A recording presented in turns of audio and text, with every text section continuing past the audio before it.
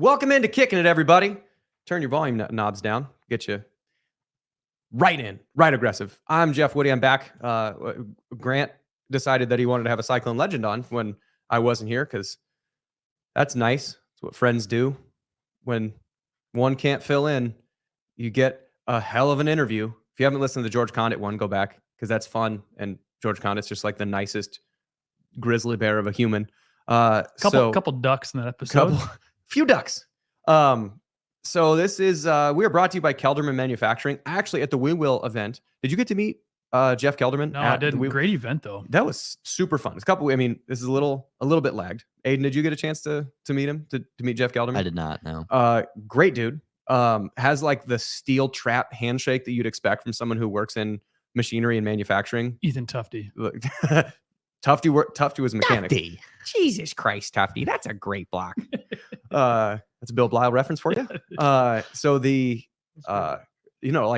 great dude. Like, I mean, just exactly what you want someone who works in manufacturing and mechanics to be. So strong hands. Yeah, strong hands. Shout out to Jeff Kelderman, Kelderman Manufacturing. Go to kelderman.com, figure out what they can do. Probably do something for you. Anyway, Grant, how you doing, buddy? Good. I would not be good at manufacturing. I got dainty little weak women hands. That's true. You did. We talked about this off air when the ring size that you have it doesn't fit in men's ring sizing. Try to put it on your pinky. It won't fit. This goes one knuckle down. So Grant just slid his ring for those audio listeners only. Grant just slid his ring across the room, and I can get it down one knuckle on my pinky. So Grant's just got what I lack in hands, I make up in other places. Jeff, what do you want to dive into here? Is that I don't know what appendage are you referring to? I've got a strong leg. Oh, it's kicking. Yeah, you're a kicker. It's a leg. That's what I was talking Perineum. Perineum. Just an exceptionally large perineum.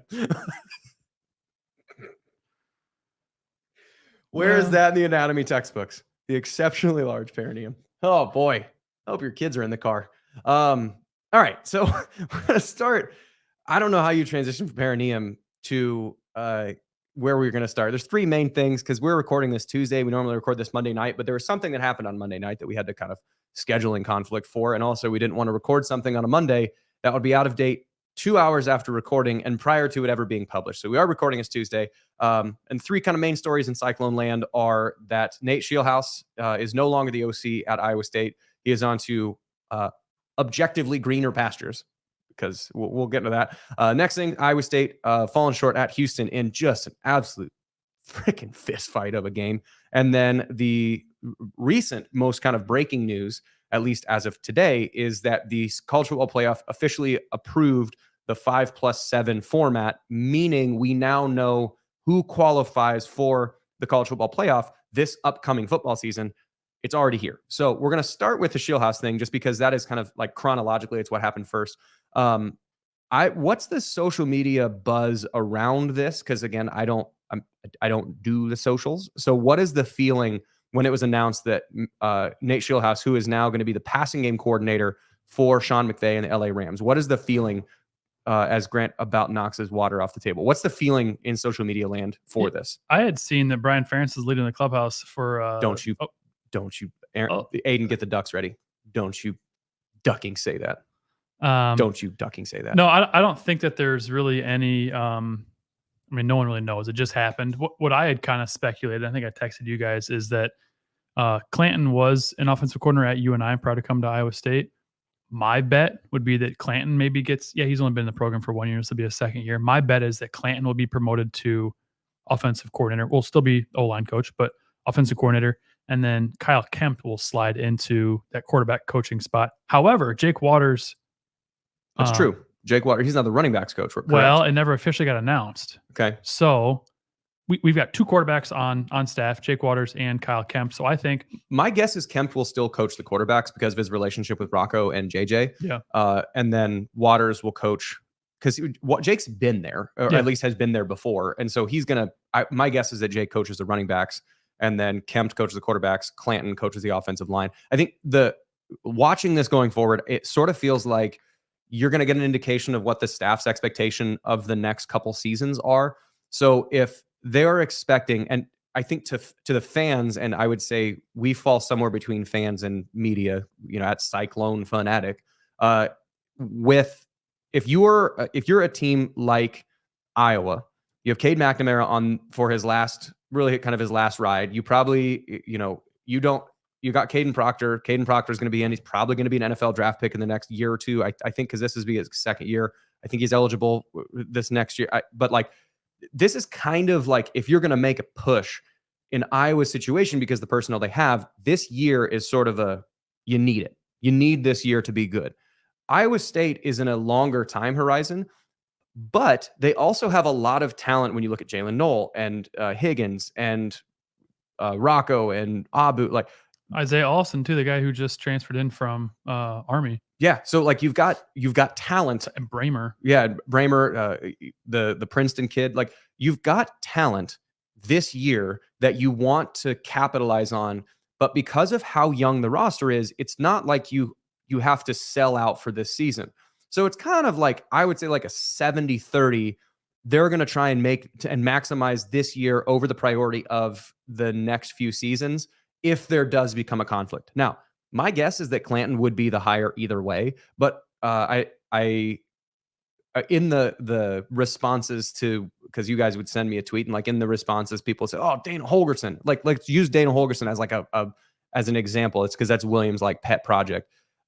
Is if you're bringing an outside coordinator in, they have to learn your language, or your kids have to learn their language. And if you're learning their language, what comes with language is if I looked at you, and just as like the English language, if I looked at you and said, "It's a nice shirt, Grant," like on paper, the phrase "nice shirt, Grant" is a compliment. But the way that I said that made it seem like, yeah, is it kind of a dig? Or, so like, made me feel like you're not a fan of flannel season. Yeah, it's flannel season is the fall. Anyway, but like that phrasing, that also applies with football. So like if your offensive terminology completely turns over, then or the language that you're speaking, so how you communicate it, then what am I thinking? So let's say that the I don't know how they called their offense. So let's say it's like using the sort of a terminology, and I forget the specifics of what the play is. So for those, if they're former players or guys that played under Herman, and this doesn't make any sense, I apologize. But let's say it's Trey left up, 861 smash X go, or something like that. If that's the phrasing that you're used to, and you hear that play call, you go, got it. I understand this is a play action to the left. I'm trying to bring that linebacker up. We're trying to get that sail. So we're isolating this for our side safety. My read is right there. And I know that because of how he's calling this, we're probably going to also keep our play actions to the left side so I can turn my shoulder, whatever. Like, the intricacies of what that call means. I'm glad I didn't need to know any of that. You kick it. 47-yarder. Got it. Go. What's the play? Kick it. Got it. Go. Fake. Green. But if you're to get a new offensive coordinator, you're bringing that new language in, which means the guys have to learn both the literal definition of what the plays are and also the subtext of what those plays mean. And that's why like coordinator quarterback cohesion really matters. And that they're going to want to keep that language and the subtext the same. And that's why they're going to internally promote Clanton, is my guess. Like, that's no insider information. Don't take that as like this is going to happen. But if you bring an outside person in, either they have to learn your language and call plays in your language, or you have to learn theirs, which usually takes a year or two. Like we saw with Scheelhaase. Like it took 4 or 5 games for the offense to kind of get on the same page, because they could then figure out what the talent needs. And then also Rocco and him could say, oh, this is what he means by this. So like my guess, based on where the talent and depth of this roster is my guess is they're going to internally promote because they want to maximize this year without sacrificing future years. That I agree with that. I think that'll be because we've seen Campbell so often where he keeps everything close to the chest, and he close to the vest, and he, like with Cratch, he aren't vests on your chest. Keep the vest on your chest, close to your rib cage, sternum, breast, chest. And you didn't pass that test. No, I didn't. Chest, breast test. So like Cratch was one on the staff, left, and then came back. So like Campbell likes to keep everyone, he likes to keep his circle tight. So in my opinion, yeah, I think he will hire internally. However, I could see him doing something like, I don't think Tom Manning's coming back, but someone like that who's been in the system. Obviously, Golish is a head coach, so he's not coming back. But someone like that who has been in the staff, left, and maybe he could bring him back, someone who is already familiar with, because like you said, Campbell's not going to bring in someone to revolutionize the offense and do something that is different than what has been done in the 8-9 years he's been here. He's going to want to bring in someone or promote someone within who is familiar with what they're doing and who's going to run the offense that Campbell wants to run. And also within a coaching staff, a lot of times people forget the fact that it is a workplace still. And, athletics are much more tight than most other workplaces are because the goal is easier to achieve. We're like, are you winning or losing? End of conversation. We're developing young men, but are you winning or losing? And so that's a much easier yes or no, are you succeeding or failing? So it's easier to kind of rally people around it, but it's still a workplace. And if you already like the cohesion that you have with your workforce, you don't want to risk bringing a guy in who's going to be a bad culture fit with your coaching staff because Mark Mangino. Exactly. I mean, Chris Klanakis is you have guys that may be on paper good fits, but don't have good personality fits. Where like, I don't remember the exact source of this information, but like thinking about hiring, if you're trying to hire, it was a Freakonomics episode on the 49ers. And when they were talking about hiring Shanahan and the GM, they were looking at what made the most successful coach GM pairs. And when the brass for the 49ers wanted to hire, they needed to hire two people, or they found that it was the most successful to have two people in the same state of their career. In that if you have a guy who's a head coach like Shanahan, who's trying to build a career, and then you have a guy who's a 66-year-old GM who's kind of just like holding on to all his cards, not necessarily preparing for retirement, but is a little bit more stodgy and isn't trying to take as many risks because risks at 66 aren't as important as risks at 38. And so you want to get two guys. That's why one of the reasons why they went with John Lynch is because they're two guys in the same state of their career because they see things the same way. That applies here. So like, it doesn't mean that it's going to be a young guy guaranteed because Haycock is in his 60s, 50s, 60s, and Campbell is in his 40s, and Scheelhaase was in his 30s. So it's not like they're specifically like to age gaps, but like the way you see the world needs to line up with the way that everybody else sees the world. And I think an internal hire probably makes more sense unless it's somebody that, from the past, like a Jason Campbell. Again, he's a head coach at Toledo, but like that guy, if he goes, I know the way he sees the world. I know he'd fit in this with this culture. I could go to a coaching staff and their family's barbecue. He'd bring the kids. We'd all have fun, whatever. Is it a good fit? So it feels like a safer and more logical option to internally promote. So my guess, again, no outside sources. Clanton probably going to OC, staying at offensive line.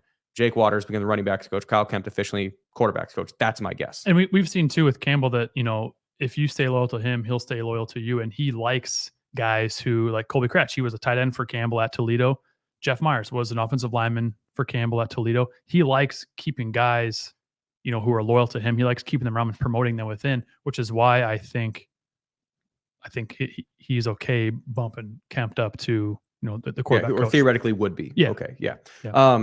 Again, no insider information. If it happens, cool. If it's formally named in the next day or two, I imagine they also kick the tires on like who else would be interested. I think you should. I think you still should interview outside people or interview people who may be interested, just to make sure you're getting the best candidate for the positions. Right. And also I think the other things, like the other side of this is like when I said the grass is objectively greener with Scheelhaase, dude, the McVay tree is unbelievable. I sent you guys an article, and I just, before we recorded this, I went through and counted how many current head coaches, not including Sean McVay, were assistants in Los Angeles. Not even had worked with McVay at other places. If you were an assistant in Los Angeles, and he got hired in 2017, so it's only exactly like 30 years of being, and he's only 37. He's hired when he was 30. So since 2017. That's crazy, man. I couldn't imagine being 30 running a team. So he got hired in 2017.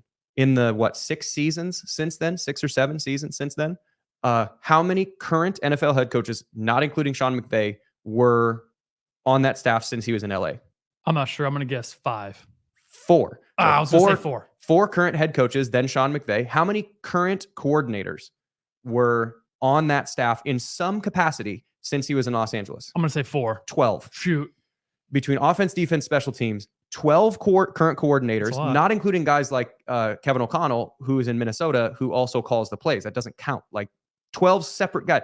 If you work for Sean McVay or Kyle Shanahan, that is an elevator to the top. Like I would bet that Nate Scheelhaase is going to be an offensive coordinator here in the NFL in 2 to 3 years. Well, and Williams had tweeted out that Scheelhaase got offered 3 different college football offensive coordinator positions this cycle alone, plus whatever NFL teams were coming after him, which we've known for years that NFL teams have come after Scheelhaase, to try to recruit him away. So, I mean, Iowa State, not only putting NFL players into the league, also putting NFL coaches in the league. So and one would say we're an NFL factory. Yeah, it's NFL factory. And you can't really even be like mad or disappointed. Great opportunity for him. Great opportunity for him. And I also feel like that the more, and so this is why like Iowa players make it into the NFL and Alabama players make it in the NFL because the coaching staff has enough of a relationship. Ferentz and Belichick worked together. They know each other really well. And if Bill Belichick gives someone the stamp of approval, everybody else gets the stamp of approval. Now, Sean McVay and Kyle Shanahan are sort of the guys that have that kind of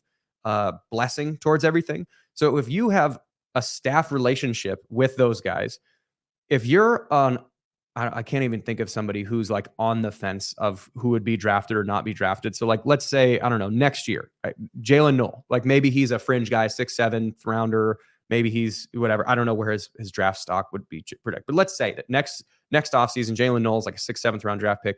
And Nate Scheelhaase at scouting meetings or coaches clinics or whatever, he goes, this Noel kid, he's got it. Well, that carries a lot of weight because it's in the McVay tree, it's in the Shanahan tree. That guy, he automatically then has the blessing. So the more that Scheelhaase succeeds in the NFL and has relationships, because he, leaving amicably, relationship with the staff, that like the better this is for everybody. So it like, you can be disappointed that you lose a great coach. Obviously, Sean McVay ain't calling Nate Scheelhaase if he's a bad coach. We knew that. I mean, at some point, Scheelhaase was going to be poached too. Right. It would just happen a little sooner. But I mean, I can think of 4 guys off the top of my head who have been on a Campbell staff who are in the NFL in some capacity as a coach. You've got Scheelhaase now with the Rams. Mm-hmm. You've got Ianni, who is with the Broncos, which he was only there for a year or so, but still. You got Tom Manning, who's with the Colts. And you got Joe Houston, who was a special teams coordinator for a little bit, who was with the Patriots. I think he's now with the Jaguars. So there's at least 4 I can think of off the top of my head that were on a Campbell staff at one point. So, and there's a guy named Brock Purdy who's pretty successful. A guy named Breece Hall is pretty successful. Yeah. So like you now are getting a lot more of the benefit of the doubt. So it's better. I'm trusting the process. I wouldn't right now. Yeah, you should. And I don't know if it's necessarily better for the program because obviously you want to have your coach here, but like it's not bad for Iowa State to have Nate Scheelhaase go to the NFL. So I don't know. I think it's an interesting thing. Like I'm not really all broken up about it. There's still talent. It sucks because the talent is so young in the team, and Scheelhaase is a future star coordinator, head coach, whatever he does in life. The dude's a star. So it sucks to lose him after 1 year because there is so much talent coming back. But good opportunity. Yeah, good for you. Yeah, good for you. Happy for you. Good question for you guys. Give it to us. Dream scenario: who's the offensive coordinator for Iowa State? Brian Ferentz. All right. Hold on. Before are you talking like before I answer? Do you think there's a chance that Campbell calls the plays? Probably not. Okay. I feel like we saw that and it didn't go. Well, and I think what Campbell's he's a great coach anywhere, but where he's best is administrative of like, we're going to motivate, we're going to get everyone on the same page, and we're going to make sure that we stay on that same page. And I'll be the critical decision maker when things need to happen. CEO, basically. Yeah, very good at that job. And I think to take him out of that job, which you only have so many hours in the day, the more you put on his plate as a play caller, the less he's able to do that. And now, obviously, John Haycock can do that, but you lose Tyson Veit, who's like one of his best buddies too, who it feels like he needs to stay in the administrative CEO, head coach, motivator, game plan, set everything, and have an OC come in. I don't know if there's dream scenario. This sounds kind of weird, but Chip Kelly. I mean, he's the OC now at Ohio State. He left UCLA, the head man at UCLA, to be the what OC. A crazy thing to do. I wonder if that ain't just because the stress of being a head coach is insane. That like, I think there's a lot of things that probably weighed into it, and that is certainly one of them. And also flying across the country for every single game. Right. Doesn't seem like it's the most entertaining. I still don't know why UCLA is not a top 10 team every year. That campus is beautiful. If you had somebody from UCLA come to your living room and say, "We would like to offer you a scholarship," I would say, "Where do I sign? Where do I sign? how quick can I start? Mm-hmm. I don't know. Campus is beautiful. My vote would be for Garrett Riley. Oh, that's a good little pick too. He's 34. He's young. He's at Clemson now. This is his first or second year. I mean, he's an up and comer. Yeah, that's another one I would get. I think I guess I don't know enough about like the actual people that are calling the plays, like that I can't come off the top of my head. Or Kansas's old Kotelnicki. Yeah, so I think the people that come to mind are people that square peg square hole the system of, all right, you've got a quarterback who is really efficient. He's got a decent arm downfield, but it's Brock Purdy 2.0. Like, how can you best run an offense that suits him? You have an offensive line that is getting better. You have guys that can move people if they need to, but more or less they're going to be they're quick setting offensive line, aggressive right away. You have wide receivers that are awesome in space, and you have a running back who has the potential to be an absolute stud, but he's still pretty green. What do you do with those pieces? It's not, we're going to run shotgun, we're going to put a running back on the side, we're going to run 4 wide receivers, and that's what we're going to do. Like triple option. So whatever, anyone that comes in that's too stubborn and doesn't adapt to the personnel, that to me feels like the wrong fit. So whoever adapts the personnel and maximizes what do we have, that to me feels like the best one. It feels like to me, like, I guess because this is sort of a product of playing while Chip Kelly was at Oregon, feels like he is sort of the best guy that does that of where do we find, and Lincoln Riley, where do we find guys that are, how do we best maximize what they're doing? So that's, I don't know. That sounds like you're describing a team that Hal Mummy could really get along with. Okay. Yeah. How He's many available? How many carries is Abu Sama going to get in that offense? He can catch. Oh man, the kid from Minnesota would love that. What about I think this is all from C-Dub's tweet. He said I think someone said Dana Holgerson. Oh, that would be horrible. I don't think that feels like a really horrible, like a culture fit. Like hard pass. I think he's a good coach, but it doesn't feel like the culture fit is right. Like that to me feels like that's the.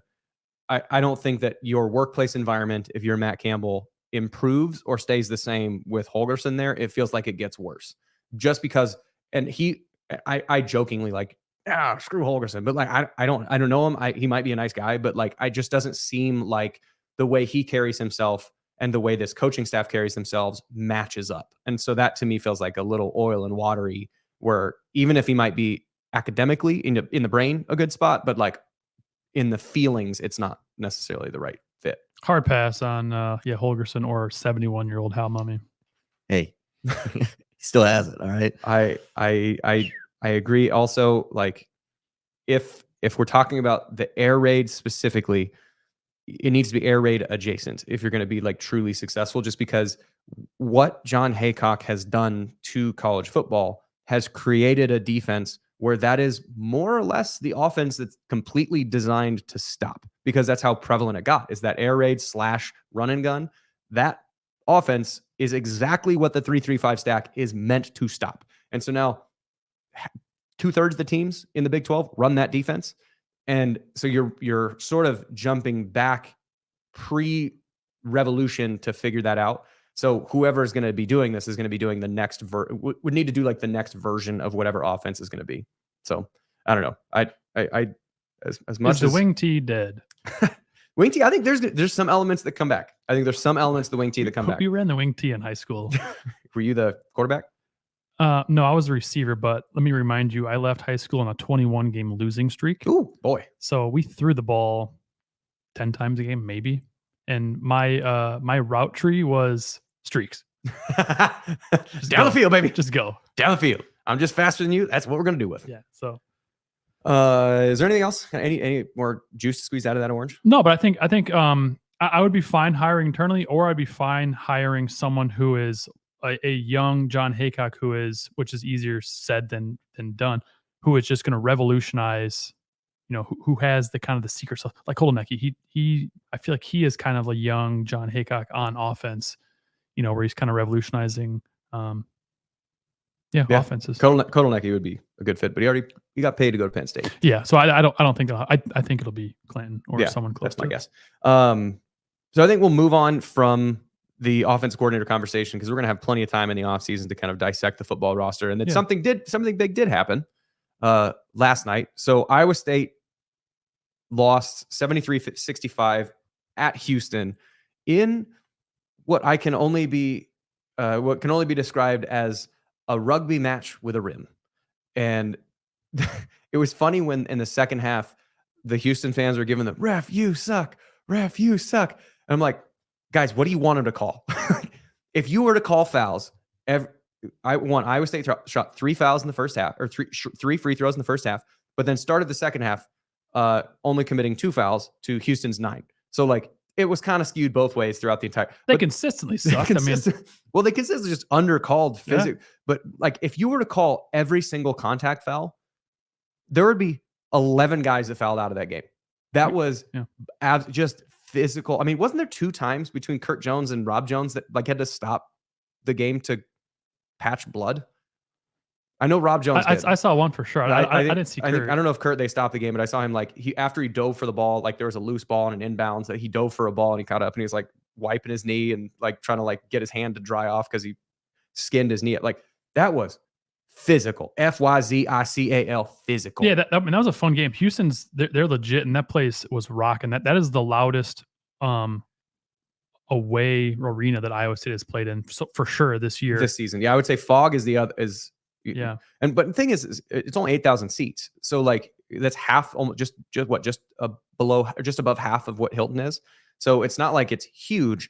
It's just the proximity and the noise and the intensity of that space. Which I think when Baylor built their new arena, they were trying to model Houston's because Baylor's is like similar size. Theirs is small and intimate, but they don't have it rocking like Houston does. Yeah. Well, they also don't play. Like the thing is that it's nice. And I think Iowa State's like the Iowa State's fans and Kansas fans and Houston's fans understand the identity of those particular teams and support that identity versus like Houston's fans and Iowa State's fans. Pretty similar in the arena, knowing that like the loudest time you're going to cheer isn't when you're making a 3. It's when diving on the floor, balls. You get a stop, a shot clock violation, something like that's when you have the biggest cheers. And it feels like Houston's fans know that just as much as Iowa State fans know that. But like that was, I mean, free throws were the difference, I think, in that game. I knew it was going to be by the time it got done. And honestly, it wasn't as bad of a free throw. There were 10 for 14, 10 for 15, I think. And 3 or 4 of those were Rob Jones. And so like, I mean, at some point it's going to come back to bite you more than it did. But 10 and 15. And what was Houston? Like 24 of 30 or something like that? 24 of 32. Yeah, 24 of 32. Like 24 free throws. That's a ton of free throws made. A lot of those were in the last 3 minutes when they were in the double bonus and Iowa State was trying to come back.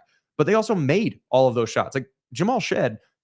I love him. He is the most impressive player that I've seen all year. If he does not win, not just Big 12 Player of the Year, but National Player of the Year. I mean, Zach Edey's pretty freaking good. I think he's better than Edey. I think Edey is just big because he's huge. I think Jamal Shed is he is nasty on defense. He makes all the right plays on offense.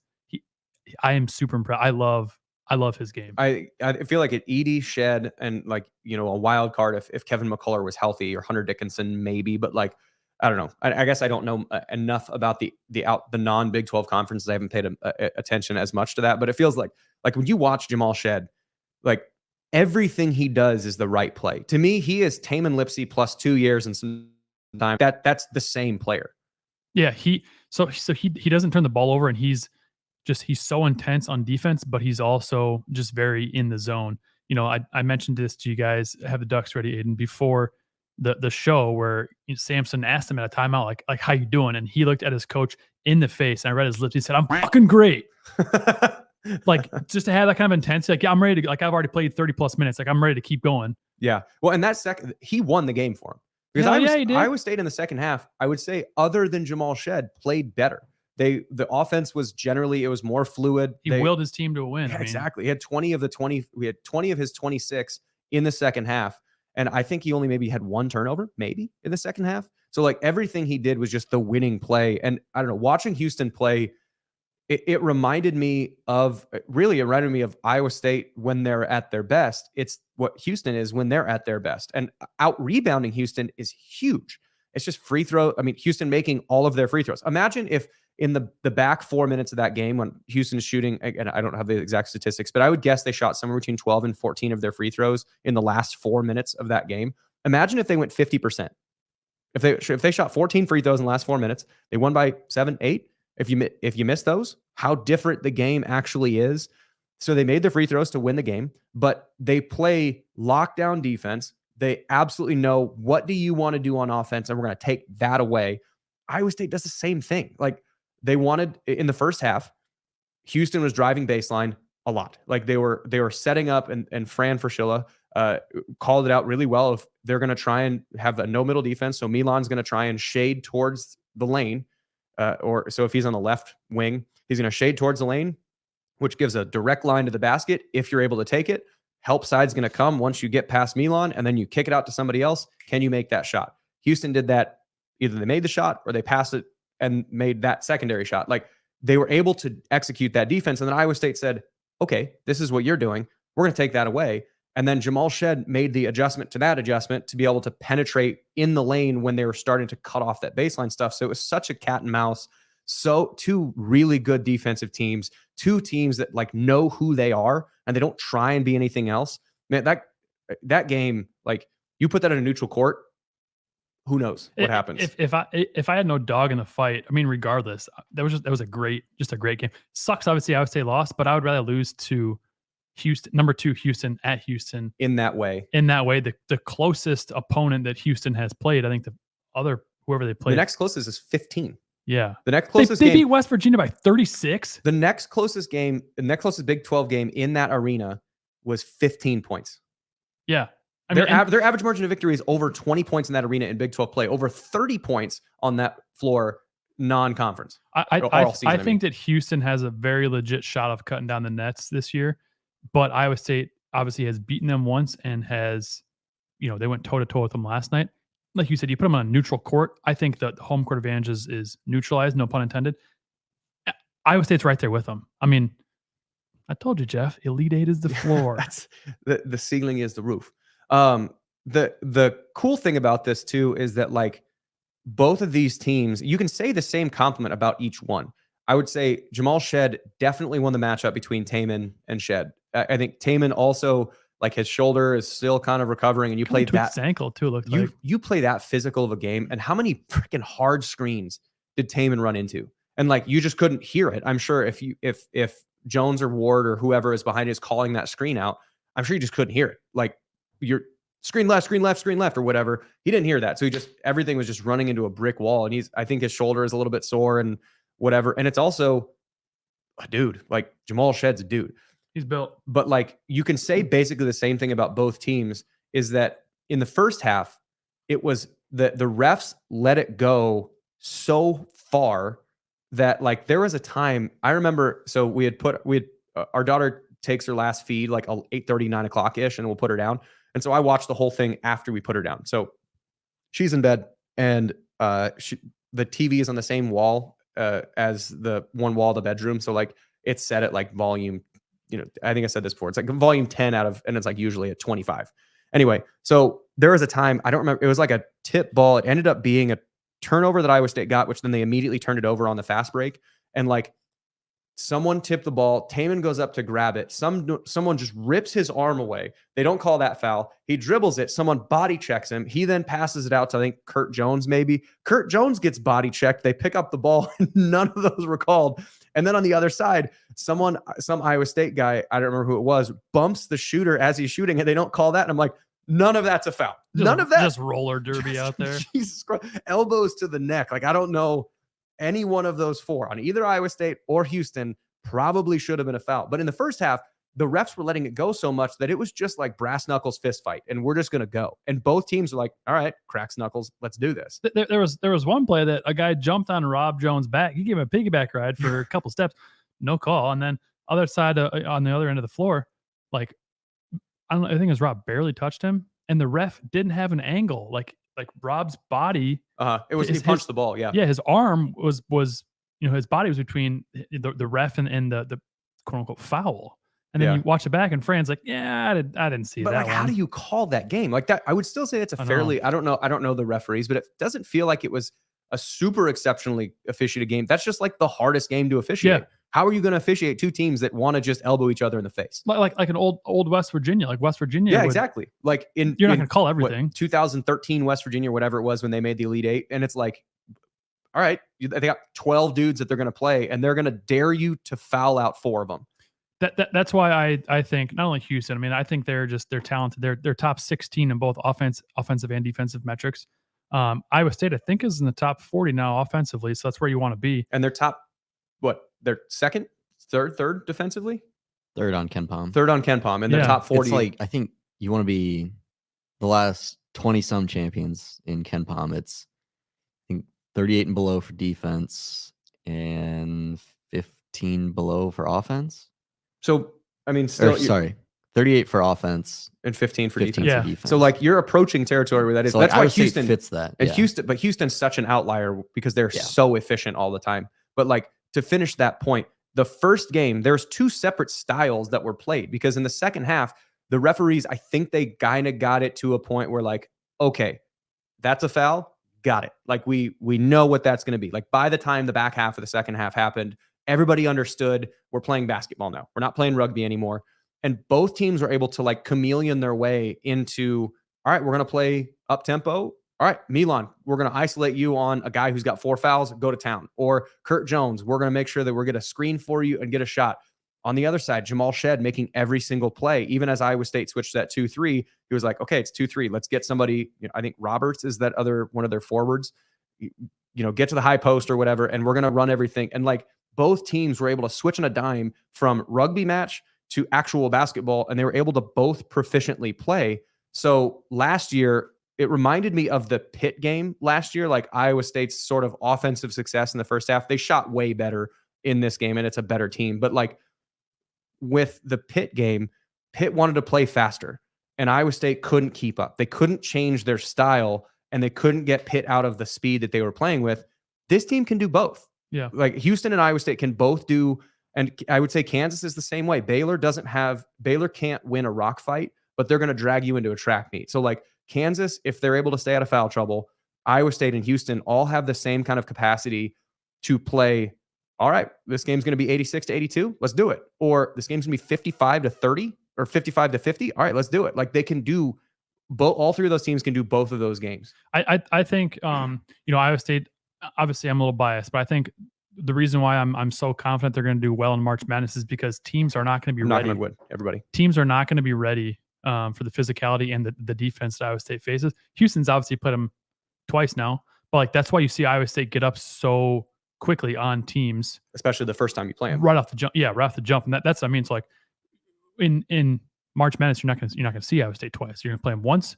They're going to get up on you, and then you're like, oh shit, this team is intense. Their defense is doing this and that. We haven't seen this before. And defense travels. So I'm confident that Iowa State, we lost to Houston. 1 game, or I guess half game, whatever, behind them now in the standings. But Houston's road to, I mean, theirs is more difficult than Iowa State's. Their biggest test, in my opinion, comes Saturday at Baylor. I think Kansas is going to lose by 15 plus. At Houston? At Houston. Well, especially because they're depending on health. Like if they don't have a shot at the title, I don't know if they're necessarily going to rest guys, but like they're going to minute control McCullough, Dickinson, DeJuan Harris. Yeah. Like they're gonna minute control those guys. KJ Adams could play 40 minutes a game, 6 nights a week. But yeah, so Houston does have on paper a harder. So here, let's remaining go through, final 5 games. Let's go through the schedule real quick. So okay. Houston's final 5 games, they have it's a hard road to hoe. So they're at Baylor on Saturday. I will say too that they are not completely different team, but their home court advantage is nuts. So like you put Houston on a neutral floor, or we saw Cincinnati. Cincinnati almost beat them, or on an away game. Houston's not the same team. They're still phenomenal. They're still really good, but they're not phenomenal. Right. So they're at Baylor on Saturday. Then they host Cincinnati, which they will win by 100 points. Not because Cincinnati's bad, because Houston's really good at home. Then they go to Oklahoma. Then they go to UCF, which could be sneaky. Sneaky, man. Like UCF at home, they've beaten Kansas. They've been really close with everybody else. I think they've got another couple home upsets. Like I think they beat Oklahoma in Orlando, and then they beat Kansas. Yeah, so they beat Kansas in Orlando, and they play Houston. Then finishes their regular season at home against Kansas, which we were talking about before. Kansas may or may not care as much about that game because they might already have a Thursday seed locked up for the Big 12 tournament. They probably are going to be out of contention for the Big 12 title. They're already in the dance. Like, who cares? They're already in the dance. They're already going to be like a 2 or 3 seed, pretty much guaranteed. Like they might play a lot more bench where like McCullough, instead of playing 35 minutes, is going to play 22. And Dickinson, instead of playing 31 minutes, is going to play 18. Like they're not going to punt it completely, but I don't think they're really going to want to risk in that physical of a matchup getting one of their 5 guys that are really going to play 5.5 if you include I forget the name of the backup point guard. Like it's not going to be. I don't know that the games that are potential were tricky for them at Baylor, at Oklahoma, at UCF. Like those are the ones that for Houston. Now, if we look at Iowa State's schedule, substantially more favorable. Now, it doesn't mean that everything's a guaranteed rollout, but they host West Virginia on Saturday. Booty cheeks, they should get clapped. They host Oklahoma. Booty cheeks gonna get clapped. I know that's a revenge game. At UCF, again, sneaky game at UCF. Home against BYU, revenge game, and then at Kansas State. So beyond booty cheeks, they're like, if you can go like the dirtiest, largest perineum, like that's Kansas State. They stink. But however, those guys stink. Revenge game. Like that's going to be that even if they lose the next 4 games, which is possible. I think Iowa State's going to look at that as, oh, Jerome, you think we record your huddle? That's true. You no Ducks. But Iowa State's schedule on the back half is a lot more favorable. If Houston, it's not inconceivable that Iowa State finishes 5-0. They might trip up once. So don't put that bad juju out there. Knock on wood. But then Houston, for them to finish 5-0 would be a huge feat. And if they do that, tip your cap, you win the conference. Good for you. But finishing 5-0 with that schedule, that's going to be a dogfight to actually be able to do that. So I don't know. Houston and Iowa State sort of feel like the class, the Big 12. Baylor sneaky because they are improving so fast. Saturday helps Iowa State both one way or the other, though. Right. Yeah. Towards the Big 12 if Houston loses, towards seeding if Baylor loses. Either one of those, fine. So yeah, it is I don't know. It to me, it's a 3-horse race. I don't think Kansas is really going to be in contention or really care about the Big 12 title. Texas Tech, I think that they still have a tough schedule in the back half, but I think Baylor, Houston, and Iowa State are the 3 teams that have a reasonable shot. Like if Baylor beats Houston, all 4 of those teams are tied for I think they're 9-4 at the top of the conference, or 10-4 at the top of the conference. Who's the 4th? Kansas would be the 4th. So like those 3 teams feel like they are the ones that are in control for the back half, with obviously Houston being at the top. But like that was just, I don't know, that was just good basketball. You can be mad. I don't know, again, social media, what the vibe on that is. Is anybody mad that happened? Is anyone like maybe the one despondent guy who had a couple too many drinks and went to his keyboard? Like maybe that guy. But I haven't seen anybody. That feels like a game where you're like a lot of respect back and forth between both fan bases. You know, I saw a lot of Houston fans like Iowa State's legit. You know, and Iowa State, I would like, you know what? No, we didn't expect to win. Yeah, Houston's legit. Yeah, they're really good. 10.5 point dogs at home, or 10.5 point favorites at home against the number 6 team in the country. Yeah, great teams cover. My only gripe, I know that Momcilovic he's obviously a freshman, and Houston is great. He's got a 100 shots. There's too often, not even just in this game, where he goes 15 minutes, he's gone. Yeah, and so he is Iowa State's best shooter, and he needs to. Jiggy might be. You know what? And between Keyshawn, between Jiggy and Keyshawn, those guys actually threats from deep. But yeah, I would say yes. Milan's still probably the best shooter, but Jiggy. But Milan's, he's so crafty. He can find his shot. You know, whether it's the up and under, the dipsy do, whatever, the 3. He's so crafty. Flopsy floofle. Fade away. Yeah, the dip the doodle. The zippity. Zingity bomb bomb. He's just so the whipsy boo. Yeah, that's it. He's just so crafty with it, with the fadeaway and everything. But I'll tell you this: when Naz was playing, I felt so confident every time the shot went up, a 3 went up, that was going in. I'm getting there with Jiggy. Yeah. Every time. He didn't have his best shooting game last night. You know, he went 3 for 5 from 3, which is still good. 60%, still good. But every time he shoots it, I'm confident it's going in, and I love it. Let it rip. Let it fly. And Nate called that earlier on. He thought that Jiggy was gonna be our best shooter, which, I mean, yeah, him and Milan are right there. But my only gripe is that Milan's a starter. He's playing more minutes than Jiggy usually.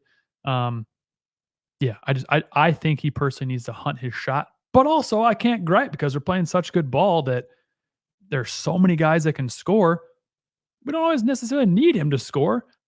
Selfishly, I just like seeing him stroke it and go in. Yeah, I think another fun thing about this Iowa State offense is that you have such strength and depth at every level, where your two post players between Rob and Hassan, they do two, they're very different in how they do it.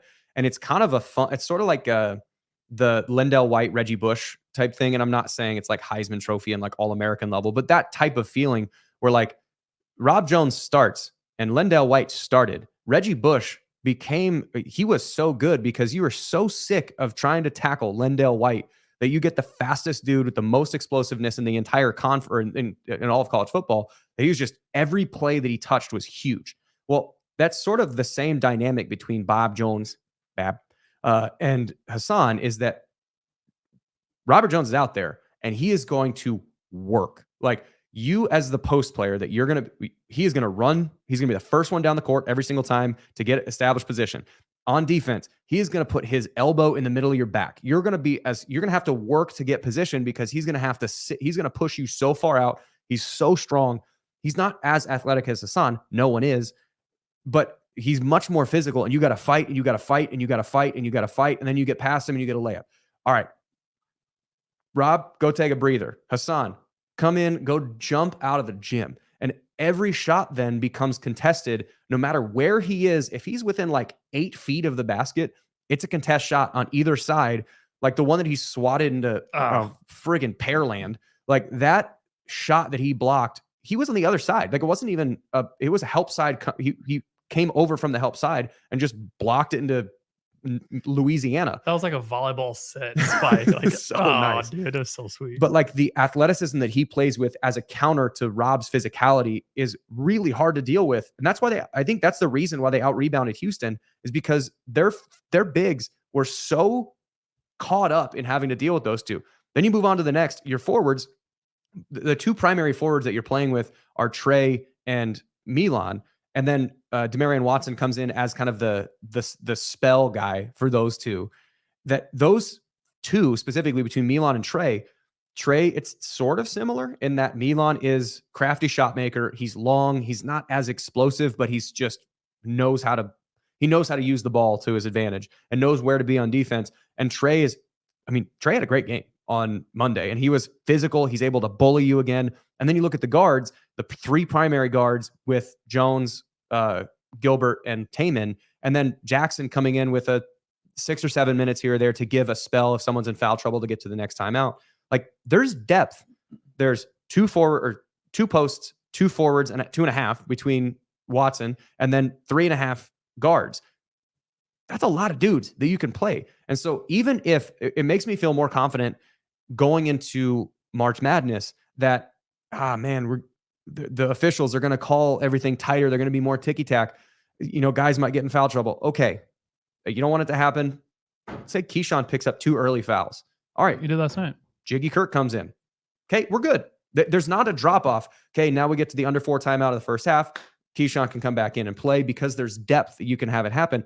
That can't happen with teams like Kansas. Like if McCullough picks up 2 early fouls, so that's the thing that makes me feel more confident. And Houston has the same thing, but like that makes me feel more confident about this Iowa State team in March, is that they can play physical. And if they get called for these ticky-tack fouls, that's fine. You still have depth to do it. My only worry about March, I would say, is that Grant's laments. Sure. It's what? Grant laments. Sure. So reticence. Grant's reticence. I'm so confident Iowa State will do it because defense travels. Guard play is huge in March, and Iowa State's got three really good ones, and Jackson has a good spell. And Houston obviously has Cryer, who didn't really do anything versus Iowa State either game. I think that's because Keyshawn. He's talented, but Keyshawn matched up on him, but obviously the entire time. Yeah. And then the distributed scoring, what I think is going to score or carry them in the playoffs in March Madness. Playoffs? Because you kidding me? Playoffs? Because really, there's 5 guys that could go off any night. So like you shut down Milan, you got other guys. My only worries though, Grant's laments. is Grant's reticence. if Iowa State has to consistently shoot free throws, they've been inconsistent on them. Well, it depends on who's shooting them. Well, Keyshawn's been good. He was 3 for 5 Yeah, last night. Yeah, that's true. And Taman hasn't been that great either. Yeah, Taman. It feels like Taman and Bab Jones are the two guys that you don't want shooting free throws. Bab's kind of shot decent this year, though. Milan, he's 50% right now. 50. Mm. It's not great. But if Kurt Jones and Milan and Trey and Keyshawn are the guys that are doing the shooting, that percentage goes up. And Taman, as long as he's not shooting 12 of them, that percentage still will go up. So it's kind of who is the one that's getting fouled and going to the line. And then Keyshawn can't miss the front end of a 1-and-1. I know it. But I don't know. It was just a fun game, and I'm excited. It's a nice get right on Saturday when you get to host the worst team in the conference. And I don't think Iowa State has any reason to hang their heads. I mean, I think that they played hard. That's Houston's. They're good. Go to the treatment room. Get those ice bath. Yeah. Did you ice bath in college? Do you ice bath now? No. You don't like cold plunge? No, I don't. So recently, kind of getting side tangent. Recently, I have been like the last 30 seconds of my shower just turning it on as cold as I can. Yeah. Oh, dude, it's great. I just have like you need more energy. Well, it kind of gets my mind right a little bit. Okay. So cyclones get your mind right, and so that gets from football. What? That was before me. No, it's now. No, it's now. Oh, that's now. Who the hell is this guy? You're not on socials. I don't. Who is this guy? You're talking to an old guy who doesn't. I don't do the internet. No, I do the Google machine. Like the last 30 seconds of my shower, and I just it's like that's what it. I can't control it. It comes out. But anyways, yeah, Iowa State, get in the cold tubs, get rested up, get ready to slap them booty cheeks on Saturday. We have one more topic, and I don't know how to make a possible reasonable transition out of that. So I'm just going to jump to it. Shit, man. Okay. Pull it together, Jeff. The playoff committee. Such a serious conversation. Iowa State could potentially host a playoff game in 2025. That's really cool. But the playoff committee came out and said they officially approved the 5-7 playoff format, which I think that it does two main things. One is it establishes what are the criteria for selection, which is 5 top-ranked conference champions, which is likely going to be Big 10, SEC, ACC, Big 12, and then the non-Power 4 conferences. The highest rated team to win the conference championship. So Mountain West, American, CUSA, whoever it is.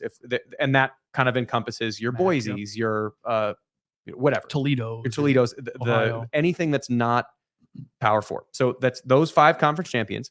And I'm sure they're going to seed them not in that order, where it might not be like the 5 seed Coastal Carolina.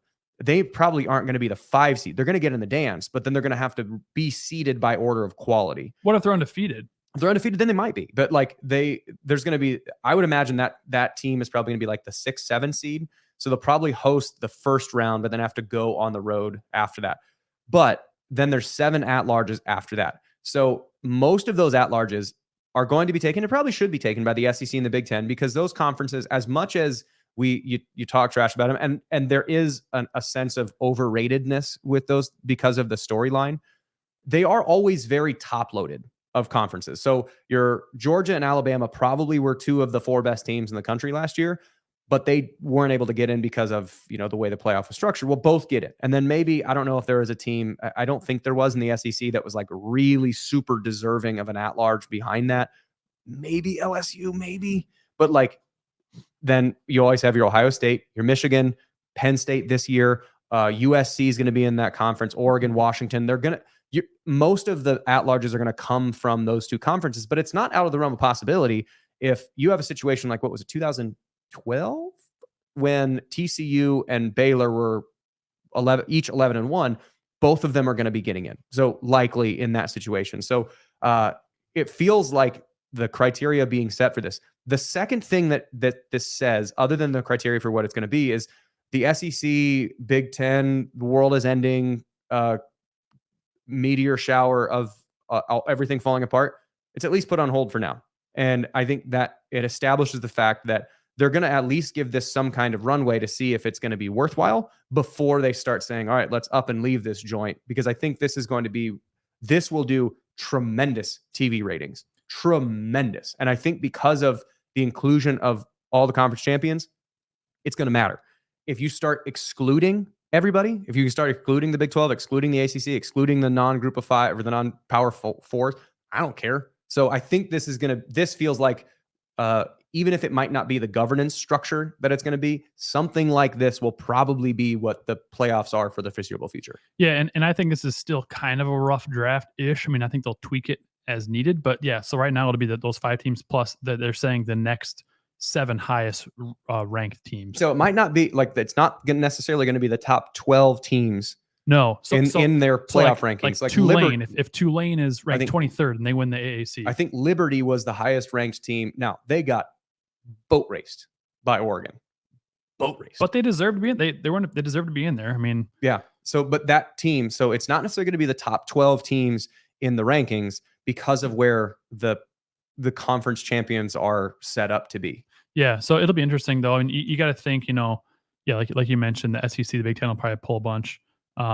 Notre Dame will probably be in there.